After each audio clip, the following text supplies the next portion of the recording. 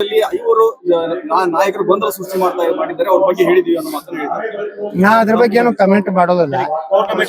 ಯಾರು ಏನ್ ಬೇಕಾದ್ ಹೇಳಲಕ್ಕ, ನಾ ಅದ್ರ ಬಗ್ಗೆ ಯಾವುದೇ ಪ್ರತಿಕ್ರಿಯೆ ಕೊಡುದಿಲ್ಲ. ನಾ ಕೇಂದ್ರದ ಹೈಕಮಾಂಡ್ ಬಿಟ್ಟದಾಗ ಎಲ್ಲಾರು ನಾ ಮಾತಾಡಿದ್ದೀನಿ. ಹಳ್ಳಿ ಮಳ್ಳಿ ಅದನ್ನ ಮಾತಾಡಕ್ ನಾ ತಯಾರಿಲ್ಲ.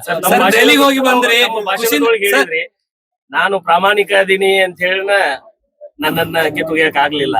ಹೌದು, ಯಾರು ಸರ್ ಕಿತ್ತೊಗಿಲಿಕ್ಕೆ? ಭ್ರಷ್ಟಾಚಾರ ಅವ್ರ ಹಗಣಿದ್ರು ನನ್ನ ಬಿಡ್ತಿದ್ರ ಇವರೆಲ್ಲ ಏನು ನನ್ನ ಮ್ಯಾಗನು ರೇಡ್ ಹಾಕ್ಬೇಕಂತ ಮಾಡ್ಯಾರ, ನನ್ನ ಮ್ಯಾಗನು ಇಂಟೆಲಿಜೆನ್ಸ್ ಇಟ್ಟಾರ, ಎಲ್ಲಾನು ನೋಡಿ ಬಿಟ್ಟಾರ್ರಿ. ಏನೋ ಆಗಿಲ್ಲ, ಅದಕ್ಕೆ ಸುಮ್ ಕೂತಾರ. ನಿಮ್ಮ ಪಕ್ಷದ ಗೌಡ್ರ ಬೆನ್ನಿಗೆ ಒಂದು ಶಕ್ತಿ ಇದೆ ಅಂತಕ್ಕಂಥದ್ದು. ಭಗವಂತನ ಶಕ್ತಿ ಇದೆ, ಜನರ ಶಕ್ತಿ ಇದೆ.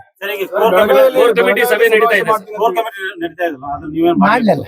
ಇಲ್ಲ, ನಾವು ಕೋರ್ ಕಮಿಟಿ ಮೆಂಬರ್ ಅಲ್ಲಲ್ರಿ, ನಾವೊಬ್ಬ ಸಾಮಾನ್ಯ ಕಾರ್ಯಕರ್ತ ಮತ್ತೊಬ್ಬ ಸಾಮಾನ್ಯ MLA ಅಟ್ಟೆ. ಸರ್, ಈಗ ಬೆಳಗಾವಿಯಲ್ಲಿನೇ ತಮ್ಮ ಶಕ್ತಿ ಪ್ರದರ್ಶನಕ್ಕೆ ಮುಂದಾಗಿರಿ, ಬೃಹತ್ ಲಿಂಗಾಯತ ಸಮಾವೇಶ ಮಾಡ್ತಾರೆ. ಶಿವಮೊಗ್ಗದಲ್ಲಿ ನೋಡೋಣ ಕಾಲಕ್ಕ. ಈಗ ಪಂಚಮಸಾಲಿ ಮತ್ತು ಉಳಿದ ಎಲ್ಲಾ ಸಮುದಾಯಗಳಿಗೆ ಬೊಮ್ಮಾಯರ್ ಸರ್ಕಾರ ಇದ್ದಾಗ ನಮ್ಮ ಪ್ರಧಾನ ಮಂತ್ರಿಗಳ ಒಂದು ಸೂಚನೆ ಮೇಲೆ 2D ಅಂತ ಕೊಟ್ಟಿದ್ರು. 2D ಅಂದ್ರೇನು, ಬರೇ ಪಂಚಮಸಾಲಿಗಳಲ್ಲ, ಯಾರು ಲಿಂಗಾಯತರು 2Aದಾಗಿಲ್ಲಲ್ಲ ಅಂತ ಎಲ್ಲಾ ಸಮುದಾಯಗಳಿಗೆ 2D. ಮರಾಠ ಸಮಾಜ, ಜೈನ ಮತ್ತು ಕ್ರಿಶ್ಚಿಯನ್ ಇವ್ರಿಗೆಲ್ಲ ಕೂಡಿ 7% ಕೊಟ್ಟಾರ.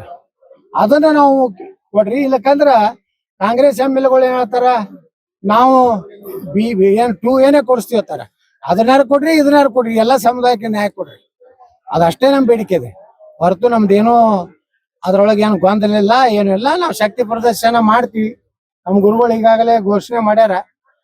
ಸರ್ಕಾರಕ್ಕೂ ಹೇಳ್ತೀನಿ, ನೀವೇನಾದ್ರೂ ಅದ್ರ ಬಗ್ಗೆ ಬಡಿಲಿಕ್ಕೆ, ಅದನ್ನ ಇದು ಮಾಡ್ಲಿಕ್ಕೆ ಮಾಡಿದ್ರ ಅಂದ್ರೆ ಅದ್ರ ಕೆಟ್ಟ ಪರಿಣಾಮ ನೀವು ಎದುರಿಸಬೇಕಾಗ್ತದೆ. ನಾನು ಸೈಲೆಂಟ್ ಆಗ್ತೀನಿ, Ramesh Jarkiholi violent.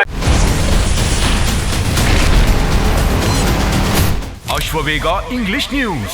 Coming soon. Your channel, your voice, your trust.